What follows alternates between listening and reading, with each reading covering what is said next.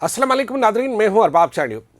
मैंने एक आध व्लॉग भी देखा है और एक आध साबिक जो मेयर कहा जाए या नाजिम कहा जाए लाहौर, उनके कुछ इंटरव्यूज़ भी सुने हैं और इसके साथ कुछ सेमिनार की ख़बरें भी सामने आई हैं और उसके मुताबिक जो है वो नए इंतज़ामी सूबों या इंतज़ामी यूनिट्स की बात की गई है। इससे पीछे आखिर राज क्या है, इसके तारे कौन छेड़ रहा है और इसका मकसद क्या है, इसके नताइज के बारे में शायद किसी को इल्म भी है कि नहीं। अगर कोई ये कहता है कि जी आबादी बढ़ गई है तो इसलिए इंतज़ामी यानी सूबे डिवीज़न को सूबों का दर्जा दिया जाए, तो मैं अर्ज़ करता हूँ मेरी हो सकता है मेरी इस राय से कोई मुत्तफ़िक ना हो और मेरी बात को कोई जो है वो मजाक भी समझे या मेरी बात को कोई हवा में भी उड़ा दे। लेकिन मैं सिर्फ ये पूछना चाहता हूँ कि जब अंग्रेज़ का दौर था तो उसने पूरे बड़े सगीर पर हुक्मरानी की और एक गवर्नर पूरे सूबे पर हुक्मरानी करता था।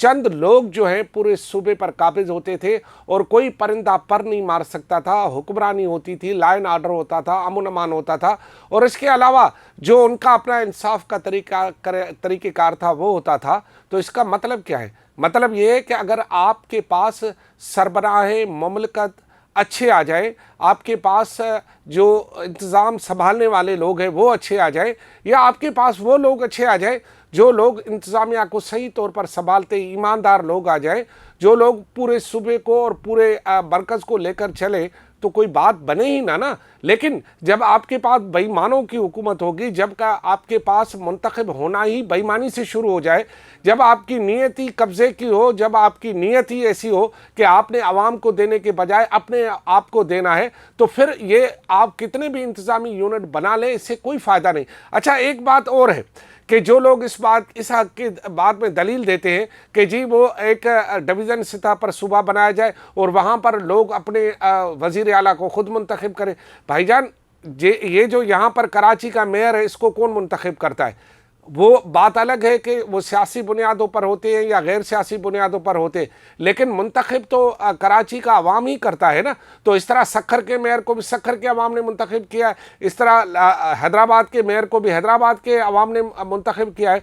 अब उन्हीं का फ़र्ज़ है कि वो सखर के अवाम की खिदमत करे, हैदराबाद वाला करे, कराची वाला करे। अगर वो नहीं कर रहे तो इसका ये मतलब नहीं है कि आप कराची को तोड़ दें, आप हैदराबाद को तोड़ दें, आप सखर को तोड़ दें या आप पूरे सूबे को तोड़ दें।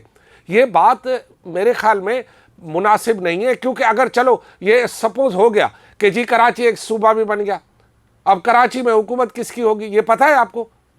यही तो बात लोगों को पता नहीं है ना कि कराची में हुकूमत किसकी होगी। अगर कराची में फेयर और फ्री इलेक्शन कराया जाए तो बात तो नताइज से कुछ और निकलेंगे।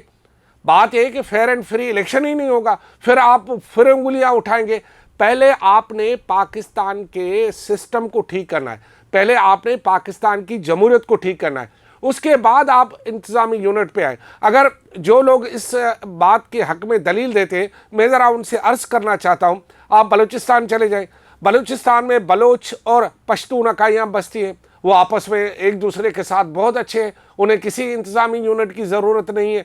वहाँ पर वो लोग जो है आपस में बातचीत के ज़रिए, जिरगे के ज़रिए अपने मसाइल हल करते हैं। अगर पश्तून बलूच तजाद भी वहाँ पर है तो उनके पास जिरगा है, वो जिरगे के ज़रिए वो कबायली लोग हैं अपने हिसाब से करते हैं। अगर आप खैबर पख्तूनख्वा में चला जाएँ, वहाँ हज़ारा पख्तून और अफ़गानी तजाद है तो वो बिल्कुल है, लेकिन वहाँ पर लोग बैठे हुए हैं को इस बुनियाद पर ना तो वो कुछ लड़ाई झगड़ा करें, हर किसी की हज़ारा एक तहरीक मौजूद है, वो कह रहे हैं हमें अलग सूबा बनाना चाहिए।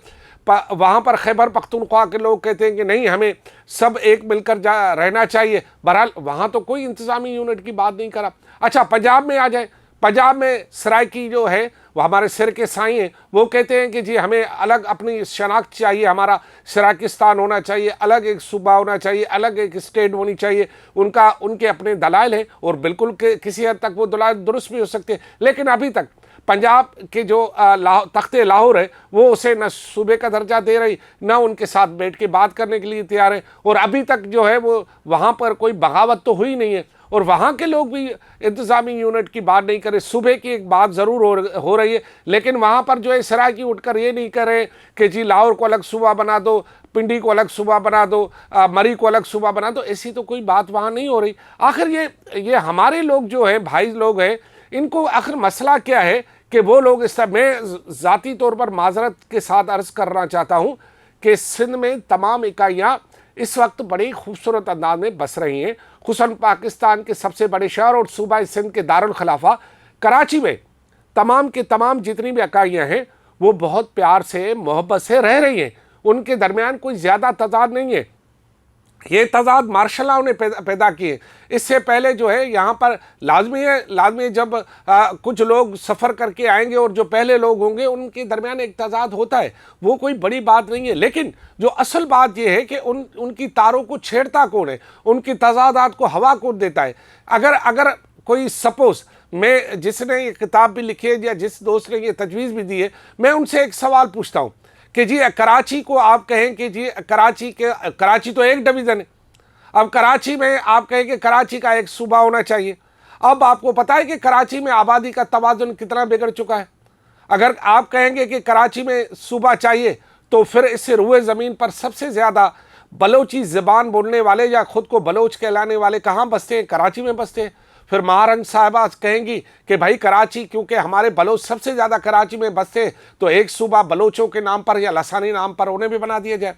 پھر آپ کو پتہ ہے کہ آپ اس پورے خطے میں سب سے زیادہ اگر سندھی بولنے والے بستے ہیں تو وہ کراچی میں بستے ہیں۔ پھر سندھی بولنے والے کہیں گے کہ ہمیں بھی یہاں پہ ایک صوبہ اور الگ سے بنا کے دو۔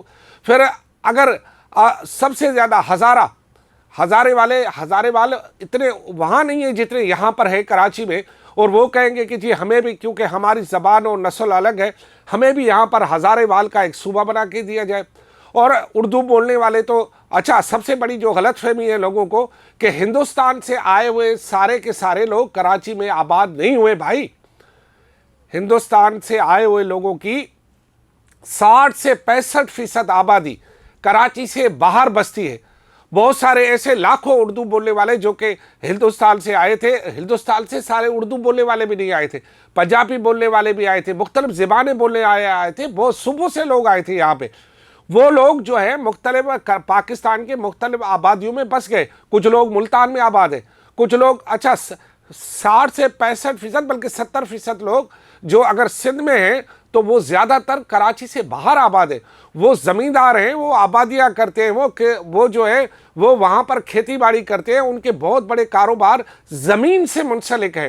تو وہ جو یہ لوگ سمجھتے ہیں کہ صرف اردو بولنے والے کراچی میں اور کراچی ان کا جو ہے دیس وطن ہے، ایسا نہیں ہے۔ یہ پورا ملک ان کا ہے اور پورے ملک کے لیے وہ آئے تھے، وہ صرف کراچی کے لیے نہیں آئے تھے۔ چلو یہ سپوز کر لیں کہ جی اردو بولنے والے کہیں کہ جی ہمیں بھی یہاں صوبہ چاہیے تو ایک صوبہ ان کو بھی دے دو۔ چلو اچھا، سب سے بڑی بات ہے جو کہ بہت سارے لوگ جانتے بھی ہیں یا آنکھیں بند کیے ہوئے ہیں، بھائی کراچی میں اس وقت ایمانداری سے، اگر یہاں ایمانداری سے کراچی میں آبادی کا جو ہے وہ تناسب دیکھا جائے تو پھر آبادی میں سب سے زیادہ خیبر پختونخوا یا افغانستان کے لوگ بستے ہیں یہاں پر۔ اگر خیبر پختونخوا کے لوگوں اور افغانستان کے لوگوں کے بنیاد پر یہاں صوبہ بنایا جائے تو کراچی کا بہت بڑا انتظامی حصہ تو ان کے پاس جائے گا، اور اگر ایماندارانہ الیکشن بھی یہاں ہو جائے اور ان سب کو رائٹ دیا جائے ووٹ کا جو کراچی میں آباد ہے، تو پھر تو کراچی کا وزیر اعلیٰ جو ہے وہ تو پختون بنے گا یا افغانی بنے گا یا ہزارے وال بنے گا۔ تو پھر یہ راگ چھیننے کی کیا ضرورت؟ کیا سندھ کے لوگ یہ برداشت کریں گے کہ سندھ کا جو ہے وہ دارالخلافہ صوبہ بن جائے اور اس کا وزیر اعلیٰ کوئی اور بن جائے؟ ایسا نہیں ہو سکتا نا۔ تو یہ بات جو غیر فطری بات ہے اس کو چھیڑ کر آپ بات کو کسی اور طرف کیوں لے جا رہے ہیں؟ فطری بات کوئی نہیں کرتا۔ میں جن صاحبان نے یہ یونٹ کی بات کی ہے وہ اس پہ کیوں نہیں کتاب لکھتا کہ دریائے سندھ جو پورے پاکستان اور خصوصاً سندھ کی شارگ ہے، اسے تباہ اور برباد کرنے اور اس کا رخ موڑنے کے لیے جو اس وقت بات ہو رہی اس پر تو وہ موصوف صاحب بات نہیں کرتے۔ میں انہیں دعوت دیتا ہوں کہ اگر پانی نہیں ہوگا تو زندگی نہیں ہوگی، اور وہ اس پر لکھیں نا کہ سندھ کی زمینیں جو کہ ہزاروں سال سے آباد ہو رہی ہیں دریائے سندھ پر، اس کو برباد کرنے، اسے ریگستان بنانے کے لیے جو چولستان جو کہ صدیوں سے جو ہے دریا کے رخ موڑنے کی وجہ سے صدیوں سے وہاں پر وہ غیر آباد ہے، اسے آباد کرنے کی بات کی جا رہی ہے۔ یہ کوئی عقل ہے کہ سرسبز زمینوں کو برباد کرے، ان کا پانی بند کر دیں، اور غیر جو آباد زمینیں ریگستان جس کو اب وہ آ رہی ہیں باتیں تحقیق آ رہے ہیں کہ اسے آباد کرنے کے لیے دریائے سندھ کی بھی بس کی بات نہیں ہے، کیونکہ وہ اتنا پیاسا ہے کہ کتنے ہی دریائے سندھ وہاں چلے جائیں اس کی پیاس نہیں بجھے گی. اس کی پیاس اللہ ہی بجھا سکتا ہے، نیچر بجھا سکتی ہے، دریائے سندھ نہیں بجھا سکتا.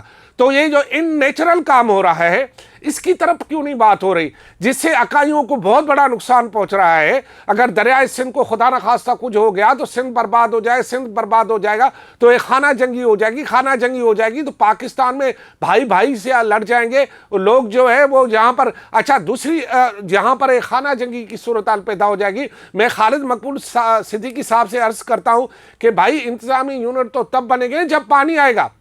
پہلے پانی تو لاؤ. آپ کے کنجر میں پانی ہے نہیں، آپ کی کراچی کی آدھی آبادی کو پانی ملتا نہیں ہے، آپ مجبوراً ٹینکر سے پانی پیتے ہیں، ٹینکر لوگوں کو ٹکر مارتے ہیں، لوگ مرتے ہیں. اس طرف آپ کی بات نہیں جا رہی. آپ پانی لاؤ تو صحیح پہلے کراچی میں پانی تو لاؤ، اور پانی لانے کے لیے کنجر سے پانی دریائے سندھ سے پہلے اس حق کی تو بات کرو جس حق کی وجہ سے آپ کے اپنے اردو بولنے والے، پشتو بولنے والے، سندھی بولنے والے، بلوچی بولنے والے پورا کراچی متاثر ہو رہا ہے. یار پورا کراچی متاثر ہوتا ہے تو پاکستان متاثر ہوتا ہے. تو کون لوگ ہیں یہ جو تارے چھیڑتے ہیں اچانک جو ہے ماہ رمضان کے مہینے میں ایسی باتیں کر کے لوگوں میں ایک نفرت پیدا کرتے ہیں؟ لہٰذا نیچرل بات کریں. نیچرل بات یہ ہے کہ اس وقت سندھ کا بہت ہی ہارٹ، اور شاید پورے پاکستان کے یہاں جو بسنے والے لوگ ہیں کراچی میں، ان کا ہارٹ ایشو پانی ہے. اس پانی کے ایشو پر آپ آئیں. دریائے سندھ سے اپنا جو سندھ کا حق ہے، جو 1991 کے معاہدے کے تحت حق ہے، اس کو تو پہلے لے آئیں. بعد میں ہم انتظامی یونٹ دیکھ لیں گے. ہم اور آپ بھائی ہیں، بیٹھ کے بات بھی کر لیں گے. کیا ایشو ہے؟ جب رچ جائیں، جب ہمارا پیاس جو ہے بجھ جائے، جب ہماری جو ہے لوگوں کو روزگار مل جائے، جب ہم ساری باتیں کر لیں، پھر بیٹھ کے بات کر لیں گے. ہم نان ایشوز کو ایشوز پیدا کر کے لوگوں کو رخ موڑ کے یا ایک خاص طور کے ایک ذہنیت بنا کے بھائی چارے کو متاثر کر کے یا اپنا نام نہاد ووٹ بینک بڑھانے کی جو بات کریں، یہ بالکل غلط ہے.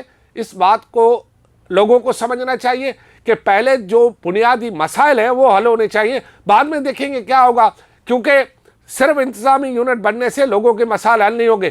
بھوکے پیٹ لوگوں کو آپ کے انتظامی یونٹ سے کیا فرق پڑتا ہے؟ بے روزگار آدمی کو کیا، اگر سپوز کراچی کو ایک صوبہ مل جائے کہ کیا سب لوگوں کو روزگار مل جائے گا؟ کیا کتنی بڑی جھوٹی بات ہے. یعنی لوگوں کو لالی پاپ دینے کے بجائے آپ حقیقی بات کریں، لوگوں کے مسائل حل کریں. جو آپ کو لوگ منتخب کرتے ہیں پہلے ان کے مسائل حل کریں. تمام جتنے بھی پاکستانی ہیں وہ اس بات کو سمجھے کہ اصل ایشو کیا ہے. اس طرف جانے کے بجائے ہمیں ڈائیورٹ کیا جا رہا ہے. اور دوسری بات یہ کہ کسی کو بھی طاقت نہیں ہے کہ خود سے انتظامی یونٹ بنائیں. یہ صوبوں کے اختیارات ہیں اور صوبائی حکومتیں آئین کے مطابق کام کرتی ہیں، اور آئین کے مطابق اس کے لیے صوبائی اسمبلی میں آپ کی اکثریت ہونی چاہیے جو ان لوگوں کی ہے جو لوگ بھائی چارے سے رہنا چاہتے ہیں. تو لہذا اس تار کو چھیڑنے کے بجائے یا اس کی خواہ جو ہے وہ ہوا دینے کے بجائے حقیقی مسائل کی طرف ہم آئیں گے تب بات بنے گی. ورنہ لوگوں کو یہ بات بہت ہی غیر فطری لگے گی، اور غیر فطری عمل جو ہے وہ لوگوں کے لیے نقصان دہ ہوتا ہے. آپ کی سیاست تو شاید کسی وقت کے لیے چمک جائے، لیکن لوگوں کو بہت بڑا نقصان ہوتا ہے جو کہ صدیوں تک جاتا ہے. میری یہ عرضی تھی، زیادہ آپ کی اپنی مرضی ہے. خدا حافظ.